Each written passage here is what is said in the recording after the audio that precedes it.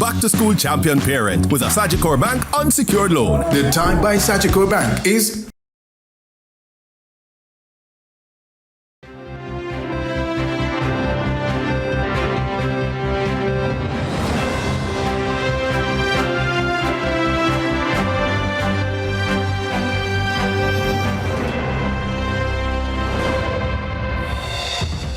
Coming up in CVM News at 7, JLP and PNP staged mass rallies ahead of general elections. EOJ confirms 57% turnout for special services voting. JLP is still demanding proof of Mark Golding's renunciation of his UK citizenship. In Farming Forward, all things coconut. While in sports, Phoenix Chapelton Maroons cop consecutive JPL wins.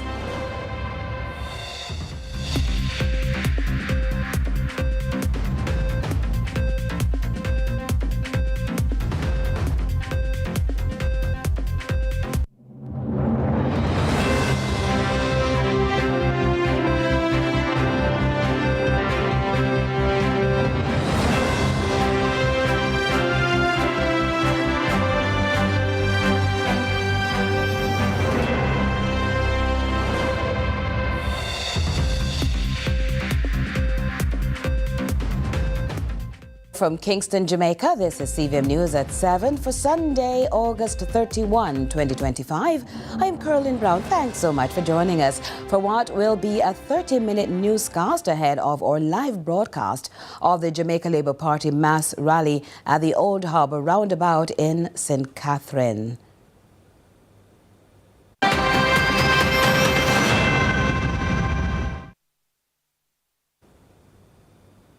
Well, we want to take you live to scenes coming from that JLP rally at the Old Harbour Roundabout in Spanish Town.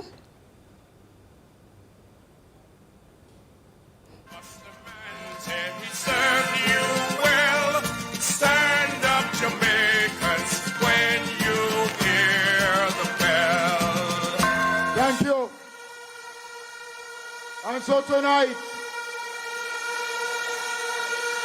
we are here, Laborites, gathered in our thousands, tens of thousands of Laborites here in St. Catherine. Because we are not afraid. We don't mind people who want to badmine us. One thing we're saying to them, that we will never surrender Jamaica to the PNP. We don't want them to mash up Jamaica again.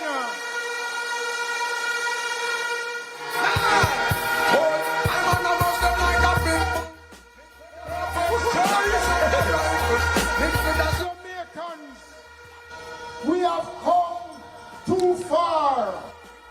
The government of Dr. Andrew Michael Owens has done wonders. And we also want to go live to the PNP Western Jamaica mass rally in Sam Sharp Square. A comrade who brighter than all of them over the next side. Former party leader, Dr. Peter Phillips. To the foundation of the music, who all the godfathers who set it. You know, you have some little people who don't respect. As a matter of fact, they should have hard and make the elders, but you see the elders thing? You see the elders thing? Tell them, say, watch it. When I know, so the people don't you love us, who don't want to hold. The general. Respect the elder entertainer. When I know, so the people don't you love us, who don't want to hold. All of the foundation said respect for some little entertainer. What is the matter with them? Them do a one song which is better but top.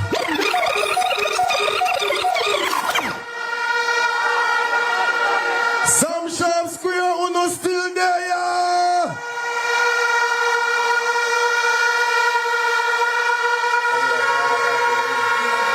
At this time, for the official welcome, let me invite to the platform, the podium, Comrade Janice Allen, the next member of parliament for St. James Central. Janice Allen is a girl and she's on fire. And we can tell you that the Electoral Office of Jamaica, the EOJ, has completed the sorting of ballots cast by Special Services electors for the general election and local government by-elections. Police, military and election day workers voted on Friday, August 29. The exercise revealed 25,938 election day workers, police and military electors combined voted, representing voter turnout of 57% for the general election. Meanwhile, a total of 45,455 Special Services electors were eligible to vote for the by-elections in the electoral divisions of Chancery Hall, Olympic Gardens and Denham Town. While the overall voter turnout was 50%, while the Electoral Office has determined how many ballots have been received, there is no indication of how many votes each candidate has received, as the envelopes are sealed and vaulted and will remain that way until the counting on Election Day. The Special Services ballots will be transferred to the returning officers for the respective constituencies and deposited at predetermined polling stations on Election Day. Those ballots will then be counted with the ballots cast on September 3. In the 2016 and 2020 general elections, the Special Services voting turnout was 63% and 56% respectively. Meanwhile, the High Command of the Jamaica Constabulary Force, the JCF, is aware of concerns raised by a few of its members on interdiction regarding their names not appearing on the voters list for Election Day. JCF and JDF personnel, according to the force, members on interdiction and suspension are not ordinarily included on the Special Services voters list, as they are not expected to report for duty on Election Day. Such members are required to cast their ballots with the general population on September 3. And Mark Golding has assessed in part his performance as head of the People's National Party since he officially took over in November 2020, saying, quote, "We have done the work, energized the party base and the election machinery," end quote. As we hear in this report from Damon Phillips, the opposition leader is also saying it's over to you, the voters, to complete the process, insisting Friday's voter turnout favors his party.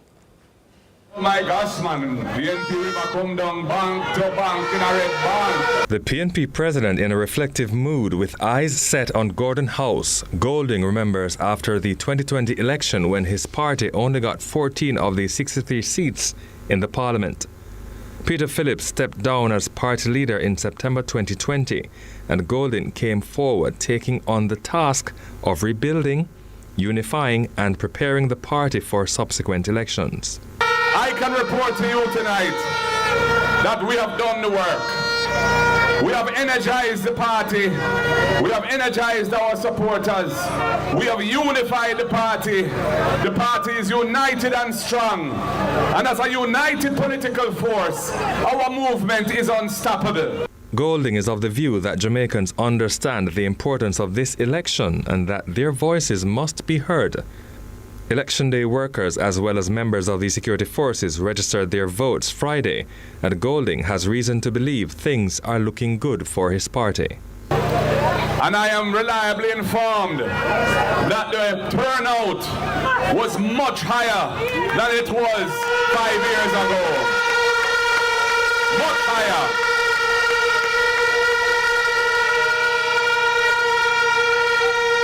And comrades, you know, when the people are energized to come out and vote, it is a good sign for the party that is in the wilderness and coming back to take up the reins of service to the nation. In the meantime, Norman Scott, candidate for St. Elizabeth South East, a seasoned politician, if elected, promises to focus on matters of infrastructure development, implementing a better economic growth plan for the constituency, and also healthcare. You have the head of the Councillor Caucus, which is the PNP councillors across Jamaica, and somebody who has a track record of delivering for the people he represents. He knows how to get things done. He is a man of action. South is ready for a change.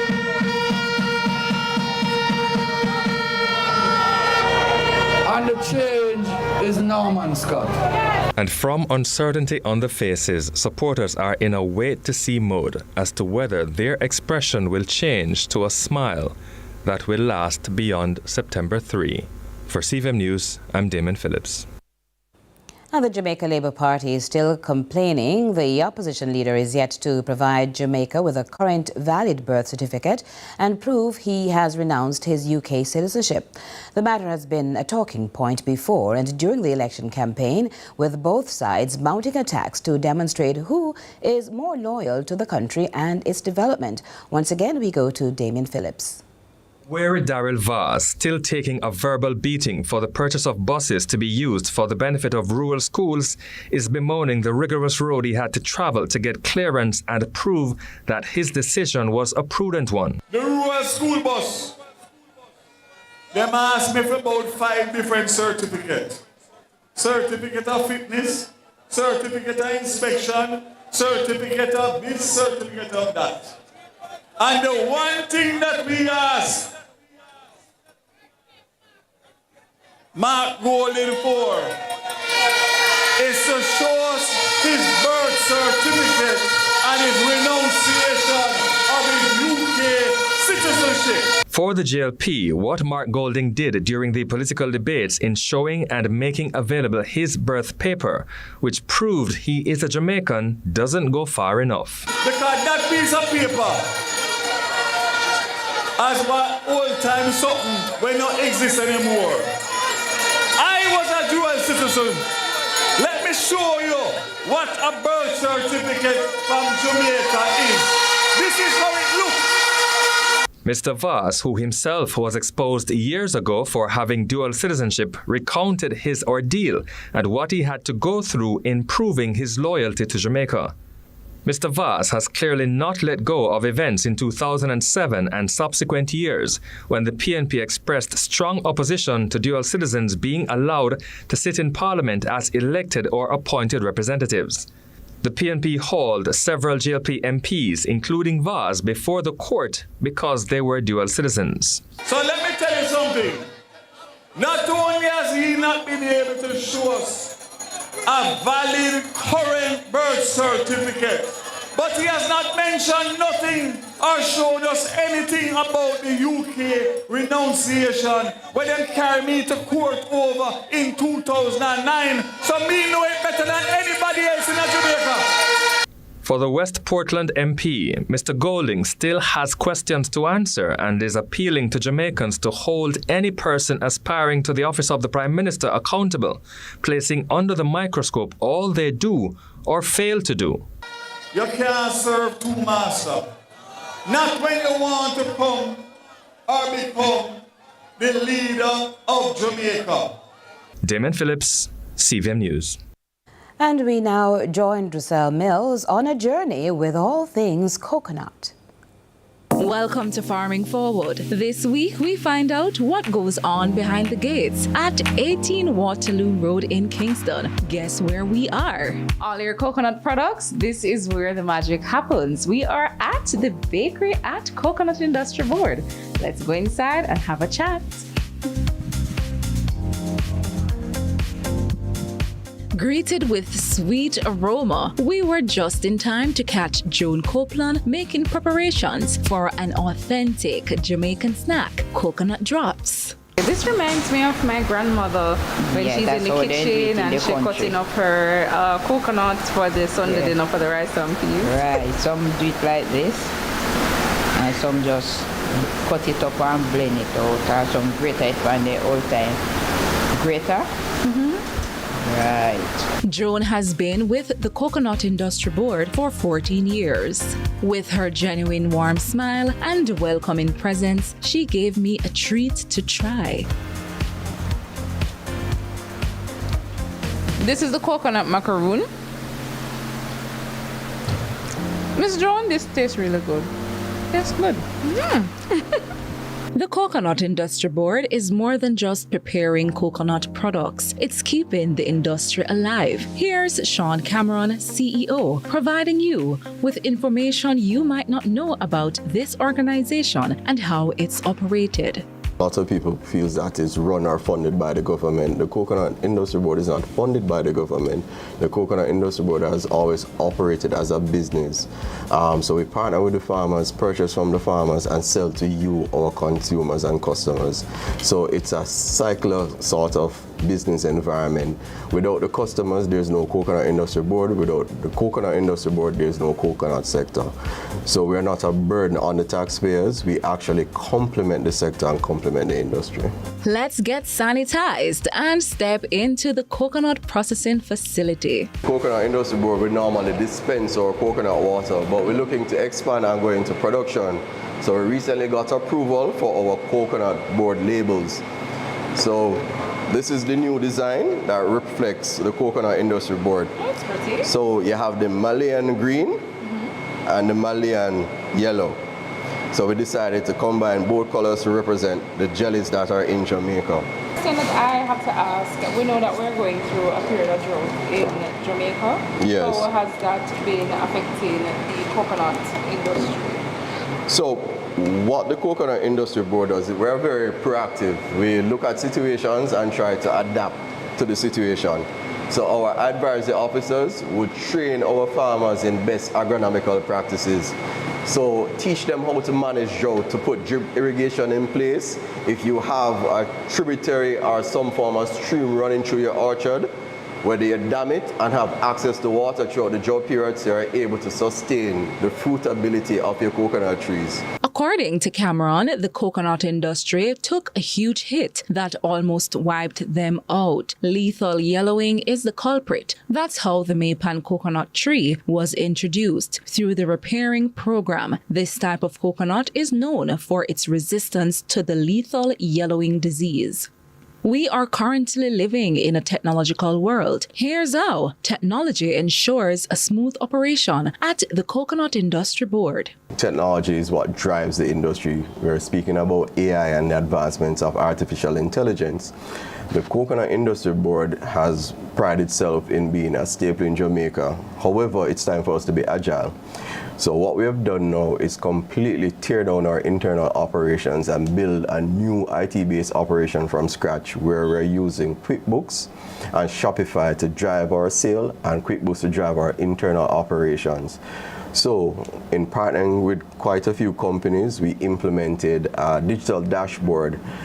You can see the digital dashboard here, where our accountants, our advisory officers, our sales force, our point of sale will be integrated in one central system, so management can make timely, accurate decision based on the data gathered by the tablets and the users who put in the information in the tablets. The Coconut Industry Board has a team of extraordinary people that ensures our coconuts are healthy, thriving, and at our doorsteps. A botanist, plant breeder, research analyst, agronomist, and plant physiology. These are just to name a few. Next week, we tag along with the Coconut Industry Board crew for a site visit on the Williams Coconut Farm, where we see the team on the move. Until then, this was Farming Forward, and I am Drissel Mills. We have not gone nuts. Remember, it's a shortened newscast, and so it's time for sports in just a minute.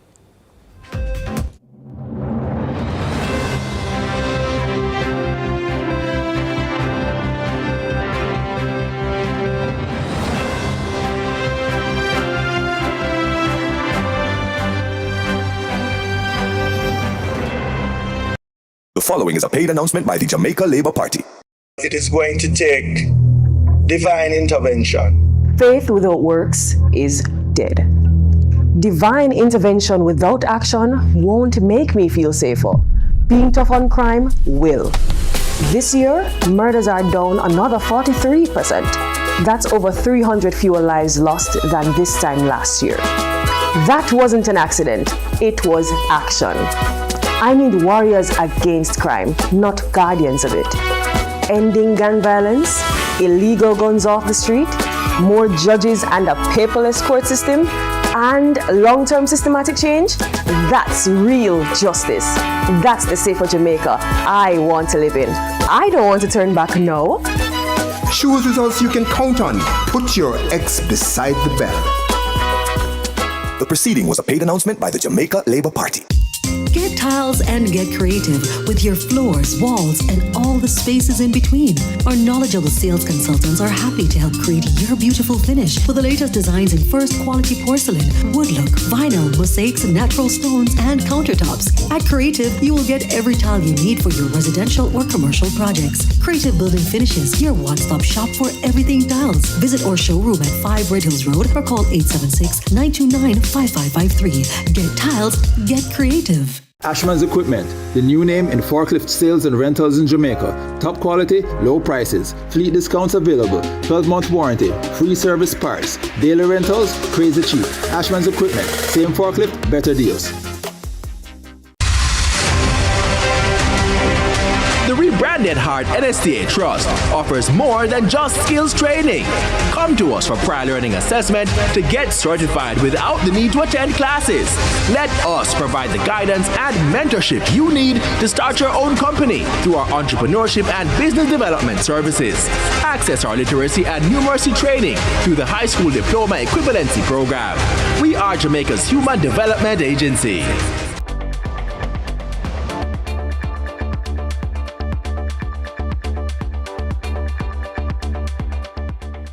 It's an abbreviated version this evening, but it's sports nonetheless. I'm Ronaldo Adams, and thank you so much for joining us.